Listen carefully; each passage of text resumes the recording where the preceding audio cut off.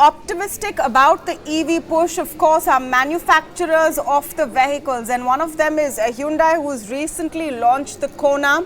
They've also announced a mass EV in the next 2 or 3 years. Talking about their EV plans and how they look at the market is now Puneet Anand, Senior General Manager and Group Head of Hyundai Motor India, joining us on the show. Mr. Anand, thank you for speaking with us. Let me begin by asking you about the GST Council meet, and we're expecting that there may be a rate cut over the weekend. How crucial is a rate cut for the industry and for the EV space at this juncture? Will it make a big difference? Well, actually, if you see, when we look at the adoption of the EV vehicles, and not only in India but even in other countries, the success has already come when there have been some kind of collaboration with the various stakeholders. So like for example, in India also, we have stakeholders like the manufacturers who are at the responsibility of launching the EVs in India. In terms of other stakeholders, we have the central government who definitely needs to ensure that the adoption or the cost of ownership of the EVs should reduce. At the same time, the state governments who are responsible in terms of levying certain duties like the sales tax and the registration and so on and so forth, they should also come forward to support. So if it's a collaborative approach between the manufacturer and the various governments, I think the dream of becoming a clean India in terms of the adoption of EV will be true. So I think it's very, very important for the industry to take on the motorization in terms of green technology. That this GST rate cut will be very crucial, and it will be very, very welcome move by the government going forward for the industry. So, you've announced another mass product after the Kona, which has had a good reception in the first few days. But do you think that in the next 2 or 3 years there will be a real appetite for EV? Because you've said it will take 2 or 3 years for this mass product to hit the market. And how much will this mass product cost? Definitely. See, when we are looking at being the first auto manufacturer, we also have other players who are seriously thinking of launching the EVs, and I'm sure with that the ecosystem will further develop. So I think 2 to 3 years is the right time when the market will become more and more prone to adopting EV vehicles. And we have seen things happening in the past. India has always been at the helm of adopting new technologies, new challenges, and I think with the coming up of the support from the government on the GST bill, and also many state governments are also taking it very strongly to set up differentiated charging stations. Manufacturers are coming forward, industry is coming forward, government is coming forward.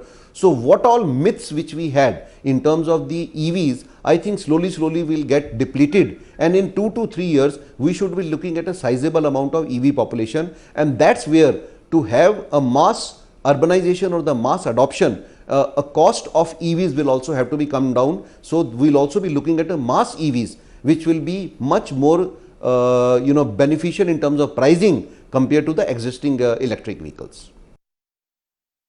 As of today, Mr. Anand, what are the major hurdles for the EV space? On the one hand, consumers really have no incentive to buy the car. They're more expensive than their counterparts in petrol, diesel. There are not enough charging stations, etc.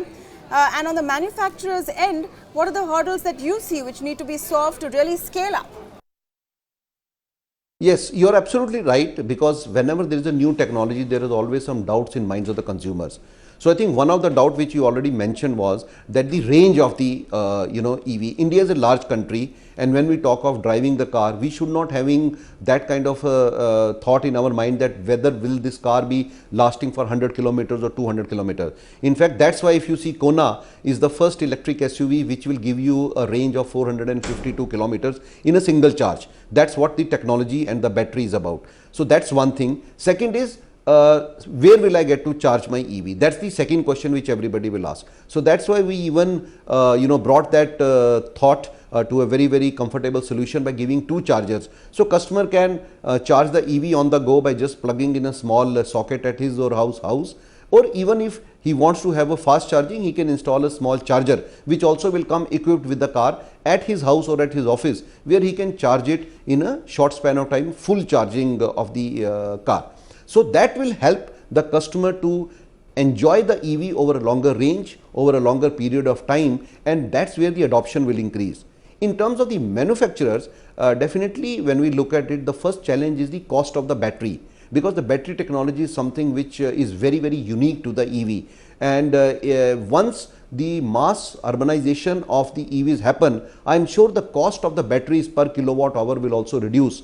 So since battery almost forms more than 50% of the cost of the car, I am sure with that the cost of the car will also come down. So with the very good collaboration between various stakeholders, we will be able to educate the customers, we will be able to clear many doubts which he has for the EV, and at the same time we will also be able to bring down the cost, so that more and more people can come and adopt EV as a future mobility solutions, which Hyundai has always been working upon.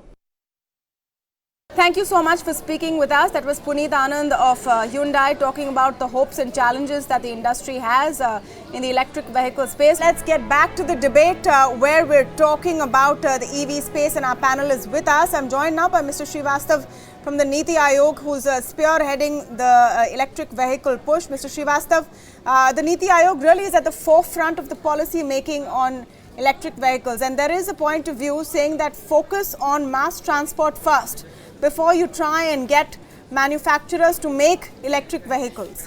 That should really be the priority. What's your comment on that?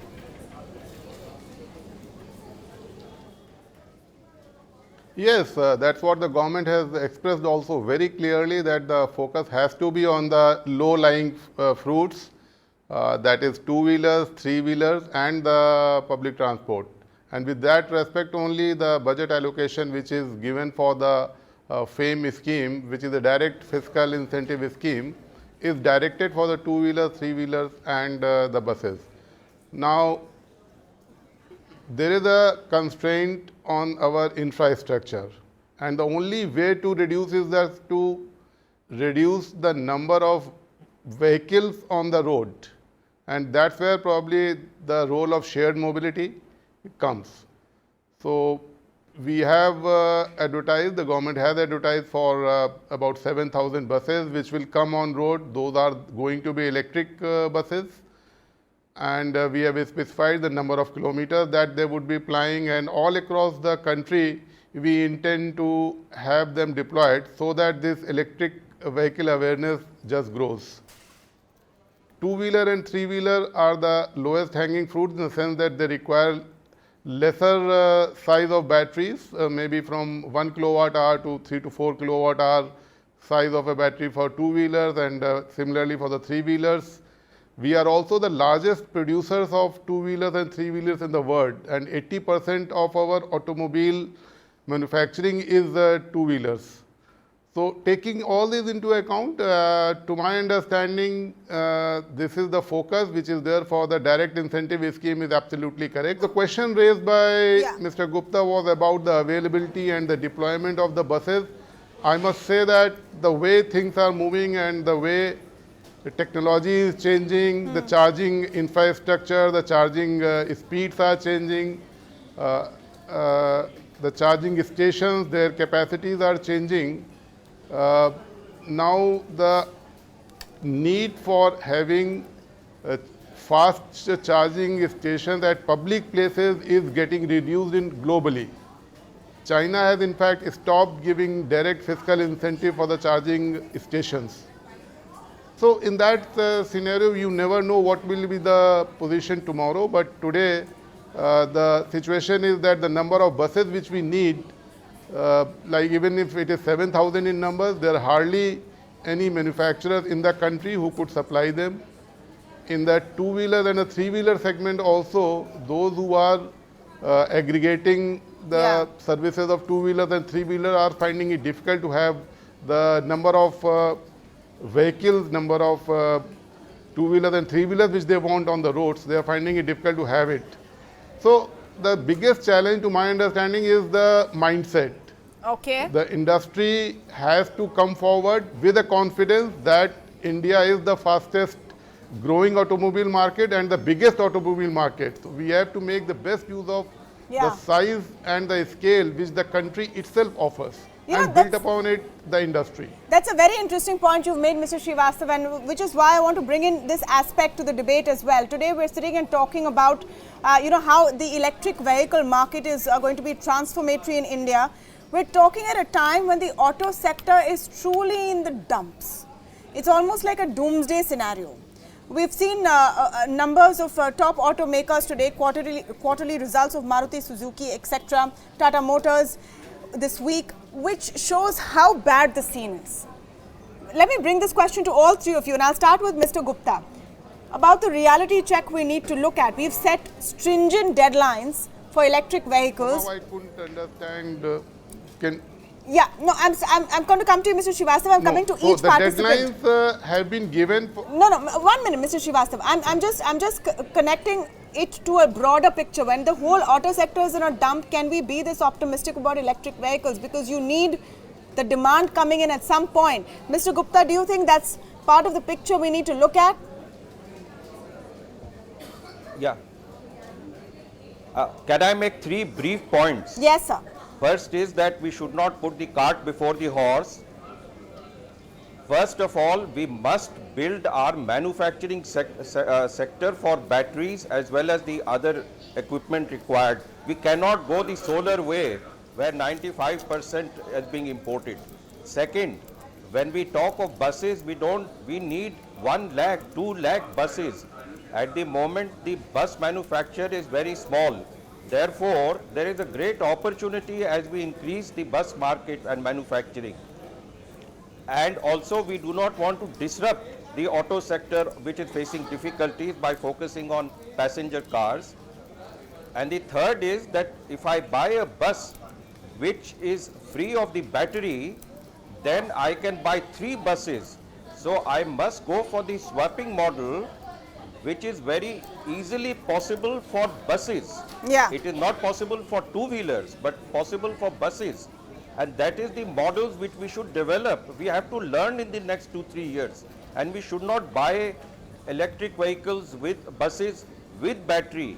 You know, there's 3 buses can come at the cost of 1 electric bus. So these are the 3 brief points as we go forward. That is fine, Mr. Gupta, but I do wish that you'd answer the question that I have asked, which is that we're talking about EVs today, and it would really be, strange not to talk about what is happening to the auto sector as a whole, which is down in the dumps. I agree with you. That's why we don't want to fix these kind of deadlines, and I don't want disruption in the passenger auto market at all. That's what I'm arguing. Okay. Mr. Mehta, you want to weigh in on that?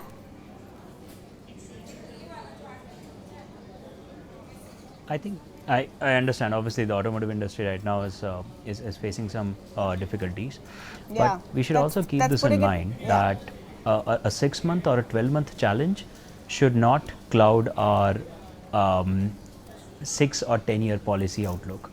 I think the current ongoing crisis in the automotive market needs a short-term, needs an immediate reaction which gets it out of this challenge. But that does not mean that you go and change your 10-year policy, because there are a few bad quarters.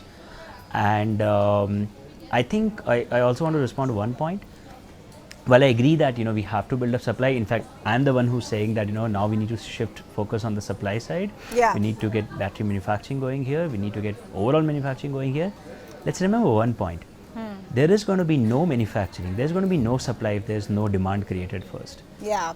And if demand is created, we have enough entrepreneurial energy in this country to get the right supply eventually sorted for it. So we actually saying that get the manufacturing going first and then worry about demand is actually putting the cart before the horse.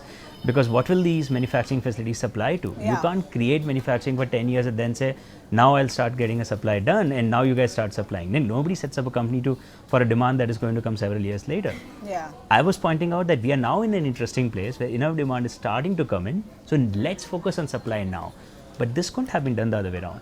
Like if you wanted battery manufacturing companies to have come and invest 10,000 crores in India right now, without actually ensuring that there is demand for those batteries, no sensible business will step in there. So without creating the right market, there is going to be no business that will step in. Okay, Mr. Srivastav, I want you to respond to those couple of points and about the deadlines as well. You started to speak about it, so please continue, because the deadlines is something that, those who have questions about EV are talking about. The Niti Aayog deadline is 2030. There are separate deadlines being talked about for two-wheelers, and you hear different dates at different times. Do we think that we're being too ambitious with this or too strict with our deadlines? Firstly, I must say that the deadlines have been informed, they have been announced 2023 and 2025, which gives the 6 years period for us to move forward from internal combustion to electric vehicles. Now, the growth of our automobile sector is such that we manufactured about 25 million vehicles last year, and it's going to be 85 million in 2040. Now, the growth of automobile sector is 7 to 8% compound annual growth rate, and this growth is 3 times that of the current production. So, the disruption for which Mr. Gupta was talking about, I must say that the disruption is inevitable and the disruption is going to be there, but the disruption is going to be very smooth, and it has to be seamless so that the transformation does take place. We cannot ignore the fact that about 30 million people are employed in the automobile sector and the contribution of more than 7% to the GDP. So, without disrupting this ecosystem, we have to switch over to the electric mobility for the broader interest of the country. Yes. Towards the environment, pollution, and the import bills, etc. So, we have to have some kind of a deadline in view of all that, where we need to achieve certain objectives. Well, the internal combustion engines will not die just like that. They will continue in the country, in the market. But yes, of course, we have to move forward with certain deadlines and certain objectives, certain clear roadmaps, certain clear goals in our mind. We have to. And to all of our viewers, make no mistake, electric vehicles is an idea whose time has come. In fact, India might be a little behind the curve. We cannot go on with the old traditional way of pollution levels, which increases our carbon footprints. We have to look to the future. The question is how and when. And Mr. Srivastav, which is why, let me come to you with a follow-up question. There has been an estimate by an industry body just this week saying that the auto slump could cause a loss of 10 lakh jobs in the sector. I'm just asking whether we're keeping this in mind when we formulate policy for the shift.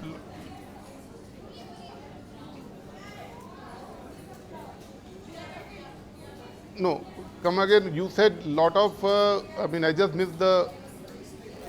I'm saying there's an estimate that 10 lakh jobs could be lost because of the slump in the auto sector. Are we keeping this in mind when we're formulating policy for a shift to electric vehicles or to new technology?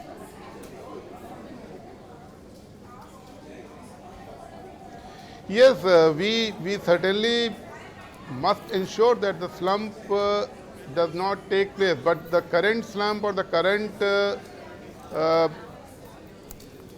demand downfall in the demand is a broader reflection as to what is happening in the economy, and it's not going to last long. So this cannot be linked with the adoption of electric vehicles. These are two separate things. Number one, there is a decrease in the demand for the automobiles in the market. Yes, of course, it is there, but there are reasons for that. There are issues with that. But then again, this has no connection with the adoption of the electric vehicles. Electric vehicles are separately which are going to be there in the market and which are going to be adopted by the people. Yeah, no, that's my point. Where is the demand? If there's no demand for, I'll tell you what the connection is, sir, and why I'm linking them, because you must be wondering why I'm linking them. My point is, if there's no demand or less demand for traditional vehicles in the market today, where is the demand going to come for electric vehicles which are priced higher? And do we not need to acknowledge that factor?